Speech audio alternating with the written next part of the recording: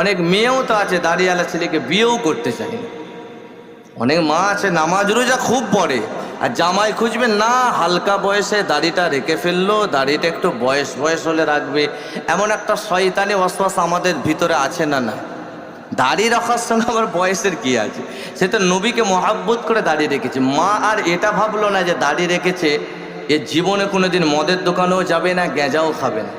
কেন, সে যখন দাড়ি রেখেছে অটোমেটিক তার মনে একটা চিন্তা চলে আসে, আমি যখন দাড়িটা রেখেছি, দাড়িটা রেখে মদ খেতে আর যাওয়া যাবে, লোক খারাপ বলবে।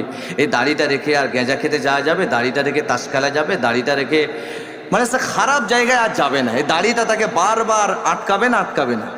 কিন্তু অনেক মেয়ে আছে না, দাড়িওয়ালা হয়ে গেল। अरे जिस दाढ़ी से तुम नफरत करते हो उस दाढ़ी से जन्नत का हूर प्यार करता है। যে দাড়িকে নফরত করে জান্নাতের হুরেরা প্রতিযোগিতা করে দাড়ি রাখলে। আল্লাহ হালকা বয়সে এ নবীকে ভালোবেসে চেহারায় দাঁড়িয়ে রেখেছিল, আল্লাহ এই জান্নাতে আসলে আমার সঙ্গে থাকা তৌফিক দান করবে। জান্নাতের হুরেরা বলে।